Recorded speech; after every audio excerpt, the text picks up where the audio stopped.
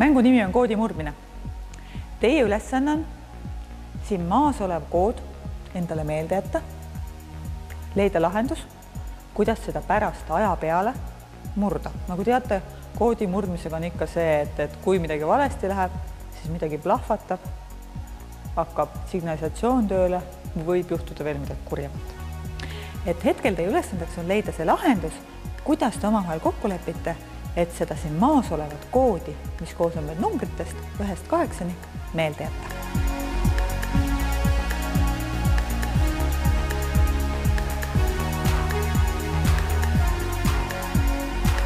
Nii, nüüd ma annan teile 30 sekundit vaadata ja kindlalt meelde jätta, kust need numbrid siin maas täpselt asuvad.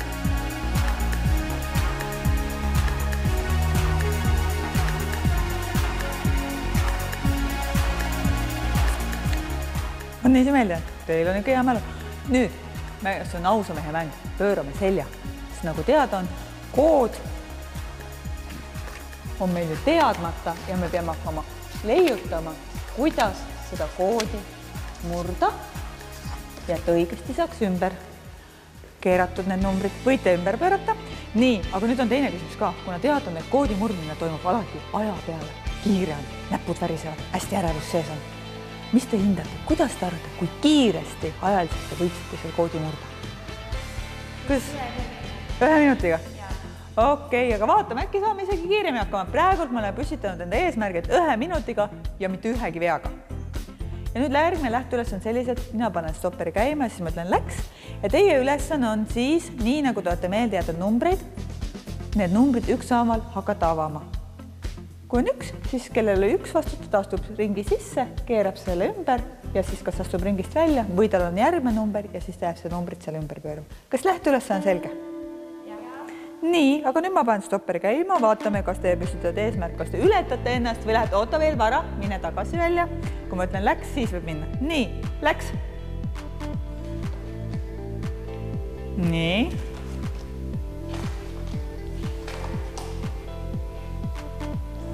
Astu välja ringist.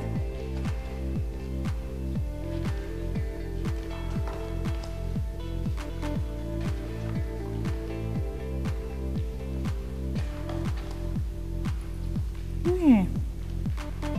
Üllatus sellest, mis te arvate, kui kiiresti te hakkama saite? No äkki alla minuti. Ikka alla minuti. Ja ma isegi üllatan teid alla poole minuti. Ehk tegelikult teil kulus selle ajaks 22 sekundit. Et eesmärgi püstitamisel tegelikult te natuke võib üle hindasite, et arvasite, et teil läheb kauem aega, aga saite väga mõnusalt väikese ajaga hakkama. Ja muidugi, kui meil oleks numbreid siin rohkem olnud ja meil oleks koodimurdeid, ka siin rohkem inimesi olnud, kindlasti meil oleks rohkem selleks aega kulunud. Aga hetkel me saime väikeste vahenditega kiiresti hakkama.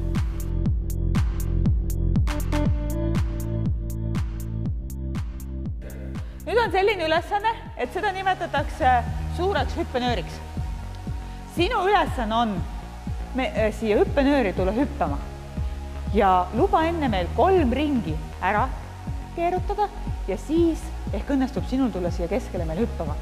Kuna praegult sa oled üksi meil, siis me hüppame üksi sinuga koos. Aga siis väga vahva oleks veel, kui näiteks sul oleks sõber, kes tuleb pärast veel, ja te koos hüppate siis 3 ja meil on juhtunud vahest tegevus seda, et on 10 inimest korraga siin hüppenööris ühes rütmis hüppamas. Kas sul on lähteülesanne selge? Nii, katsetame. Läheb jah. 1, 2, 3, 4. Tubli. 5, 6, 7, 8, 9, 10, 11, 12, 13, 14, 15, 16, 17, 18, 19, 20. Nüüd hüppa ükskord veel, et jookse minema. Opti! Läks sassi ja ajasime su rütmi sassi. Et selline lihtne asi, aga tegelikult vaata kui palju elevust ja jälle niisugust ka füüsilist koormust siin juures.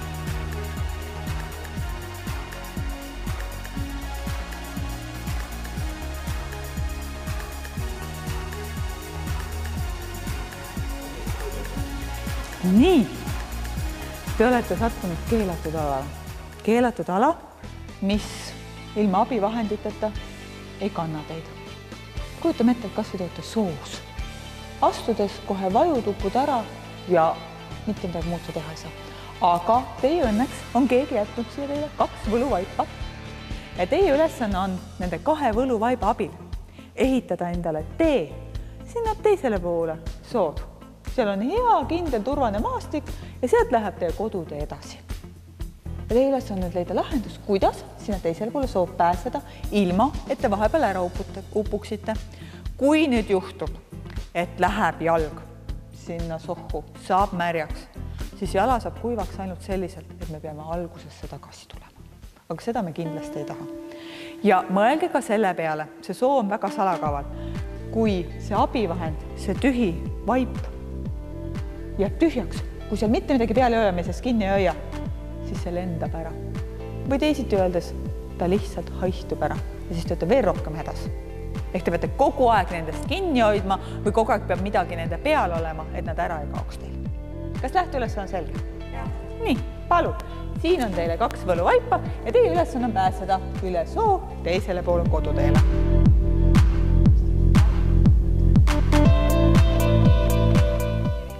Jälgime täpselt, et oleks selle vaiba pealt ja et midagi halvasti ei juhtuks. Ja mäletate, ma ütlesin teile algul, tühi vaip lendab ära. Te peate mõtlema selle peale, kuidas see tühi vaip ei lendaks ära.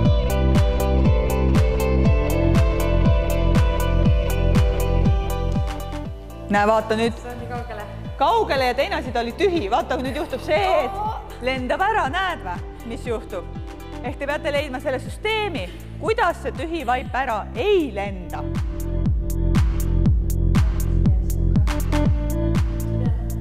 Voh, näete, süsteem hakkab juba palju parem tööle. Nii oleks jälle ära lennanud. Kui reeglitest ma täpselt kinni peaks, siis te oleksite küll siin soos väga-väga hädas. Astu. Top, jalad saavad ka märjaks teil, kuulge. Sõbrad, olge hoolikamad. Nii, astu. Vot, jah.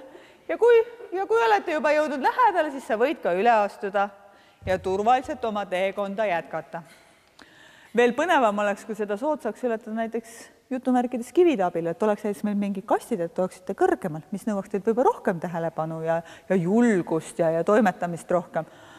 Aga tegite tegevuse ära, kuid kui ma oleksin olnud kuri sookoll, te oleksite oma vaipadest ilma jäänud, te oleksite siiamaani seal soos.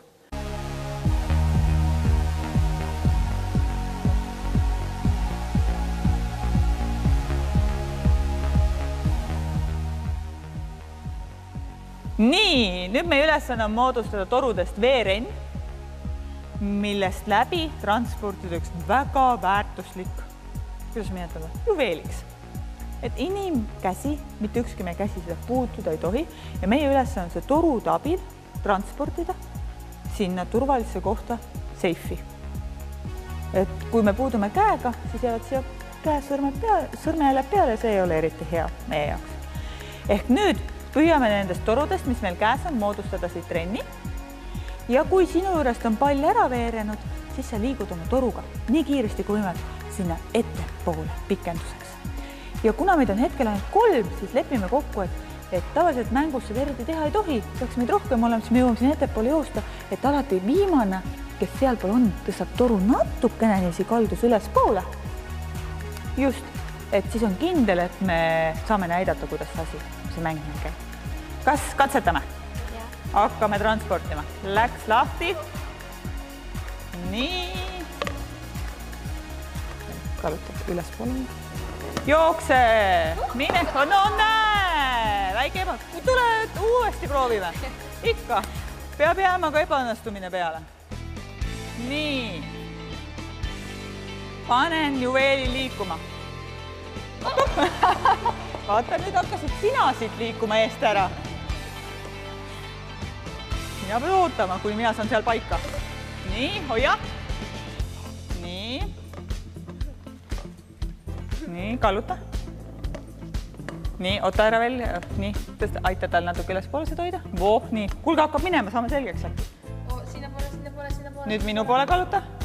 Ära mine veel. Nii, mina kallutan ja sina mine algusesse pikenduseks. Nii, nüüd hoidke. Maha ei luba kukkuda väärtuslikul juvel. Teil ei ole nii palju rahagi, et seda kinni maksta. Nii. Väga hea. Ja lootesta natuke hoiam kaldus sinuga. Siin on, näed, jah. Nii, jälle sina ka kaldus natukene hoia. Nüüd sa pead natukene siit. Väga hea. Nii, järgmine. Jälle siia pikendus. Appi, nüüd meil on probleem. Väga hea. Tule nüüd jälle. Nüüd me lähme juba kaamerastist välja. Oot, minu juures on ta veel. Vaata siin otsa. Nii, hoia. Ja nüüd on vaja meist ühte meil, et me saaksime sellel pallil. Jõudsime. No ideaal oleks see olnud, et see pall oleks ja tooli peale jõudnud. Aga peaaegu me saime selle asja tehtud selle väikeste inimressursi vahenditega.